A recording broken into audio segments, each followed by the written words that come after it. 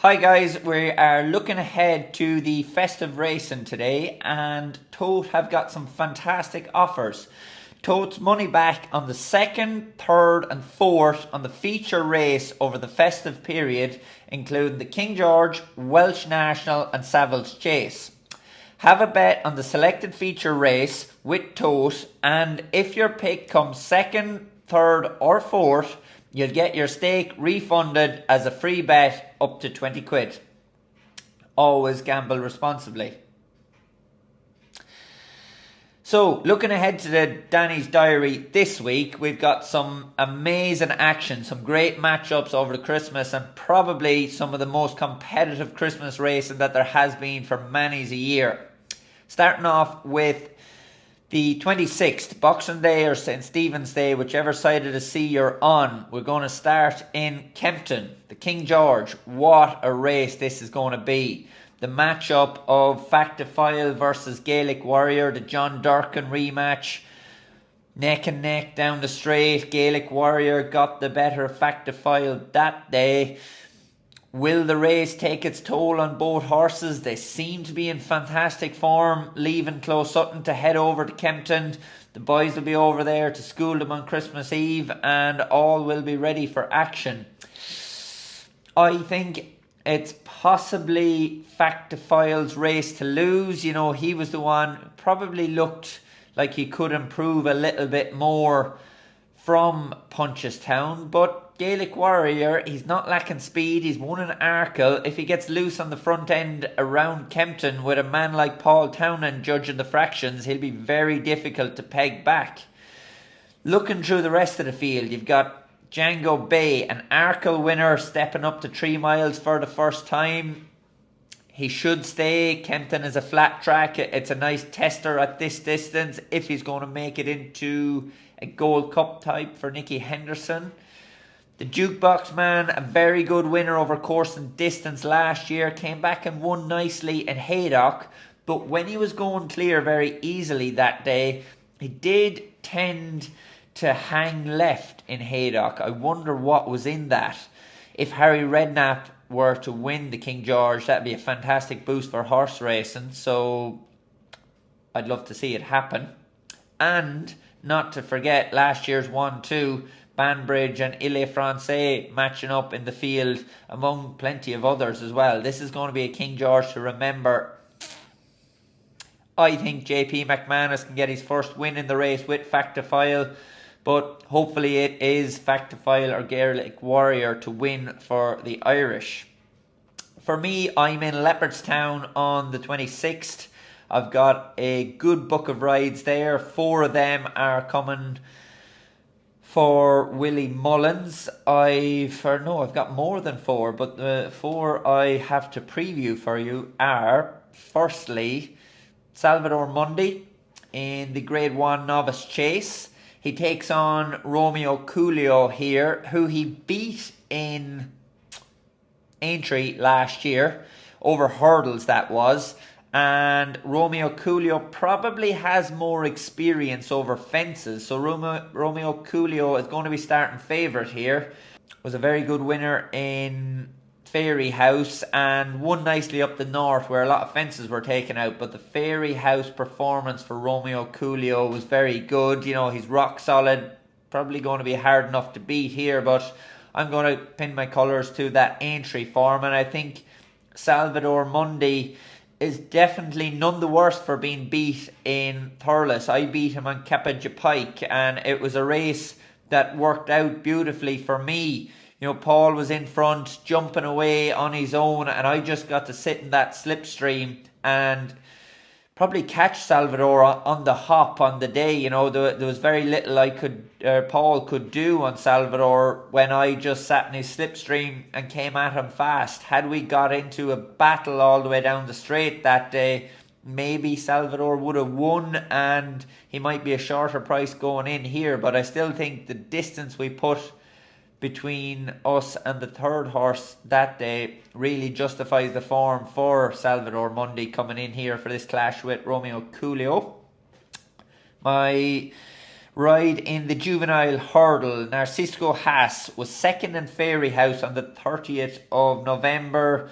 Came through to probably lead between the last two hurdles and just looked to give a blow really, and one of Gordon's ran away from him that day, beat him a couple of lengths, probably snug enough on the day, but with that run under his belt, I think Narciso Has definitely will improve for that, and I'd be hoping, he'll be very much involved and might take a bit of beating in this race. Looking at the two maidens on the card, Leader Dallier is 5 from 6 in France between bumpers and some flat races from 1.5 miles up to 1.7 miles. He's looked quite impressive, winning a graded bumper last day as well. So yeah, he's got some exciting form in France. But Gordon Elliott has a very nice Gigginstown bumper horse also having his first run over hurdles. He's 3 from 3. He's won a point. 2 bumpers quite impressively as well, Ballyfad. So nice matchup there. I'd be hopeful Leader Dallier can get the better of him, but Ballyfad has that recent track run, so fitness advantage maybe to Ballyfad, but we'll give him all to think about with Leader Dallier. Looking at the next maiden, I ride Dr. de Mesnil for Willie Mullins, a Cork bumper winner last April, beating a horse called The Devil You Know, who ran a fine race when he was second to Dr. Steinberg in a Grade 2 novice hurdle in Navan. So that's definitely franked the form of Dr. de Mesnil from Cork last spring. And yeah, you'd be hopeful that he could do the job here. Gordon Elliott also provides the main danger here in L. Cares. A recent purchase from the David Maxwell dispersal. He was unlucky not to win a bumper in Punchestown last year when running left towards the line that day with David Maxwell, and probably rates a fair type of horse, L. Cares. So, another typically competitive Leopardstown maiden hurdle. These races will be very informative as the spring goes on. Fingers crossed I can get the better of Gordon's pair here with Dr. de Mesnil and Leader Dallier in both those maidens, but we'll give it a go. Looking at the 27th, first port of call is going to be the Welsh National in Chepstow. It's a race where you're going to get Tote's money back offer. If your selection finishes 2nd, 3rd or 4th, you'll get your stake refunded as a free bet. So yeah, plenty to like about having a few quid on in the Welsh National. My selection for the race is going to be Intense Raffles for the double green, Tom Gibney training.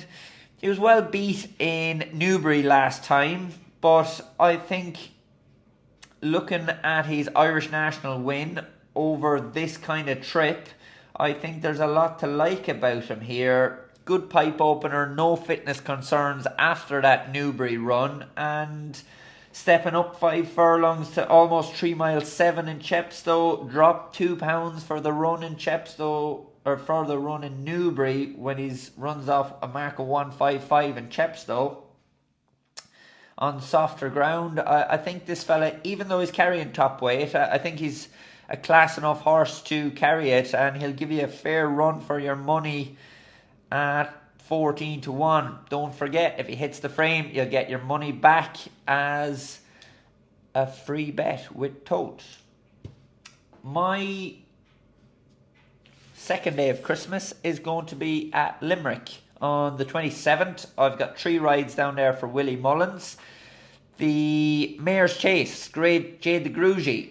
I rode her in Cork and finished 3rd that day. Probably a bit disappointing, an odds-on favourite, well beat. But I think if I can change the tactics around, we had a plan that day and it didn't work. If I can adjust tactics, I'd be hopeful she will reverse form with Far From Nowhere. Caliconti won that race and went on to frank the form nicely when also beating Cargeese in a graded chase around Cork. So there was not a lot lost in Jade Grugy's defeat the last day, and I'd be hopeful she's going to be very competitive here in Limerick again. The main danger is probably going to be on the betting front is the big Westerner, who a mare of Henry the Bromheads was second to Jimmy the Soy in a beginner's chase in Fairy House, and that reads fairly strong form here. But Jade Grugy is no slouch herself, and with a bit of luck, she will be bang in the mix. My next ride on the card is Stormheart. He's coming here off a 328-day layoff. He was fifth in a Triumph hurdle, very competitive Triumph behind Marshborough, Cargeese. Salvator Mundi ran in that race, was as good a Triumph as you'll see, and went back to be fourth in the Grade 1 as a juvenile that year in Punchestown. Had time off after his run at the Dublin Festival last year, but off a mark of 1:47 heading into this conditions race. If you're not worried about the layoff, which you wouldn't be coming from Willie Mullins's, you'd be hopeful this fella should get the better of what the opposition is here in Limerick.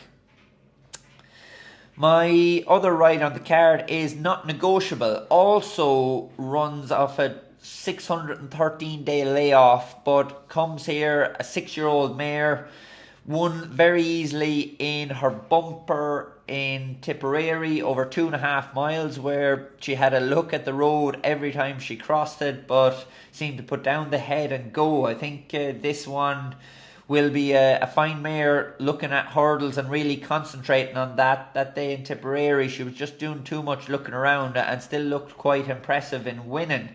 Carries the £8 penalty for winning that bumper, but I'd be quite hopeful she'll give a good account of herself here, even though she's the best part of 2 years off the track. That's all for me in the first 2 days of the festive racing, but I'll be back on the 27th with another diary, and we'll have a look at the rest of the festive racing and review some of the best action we've seen over the first few days. See you all soon.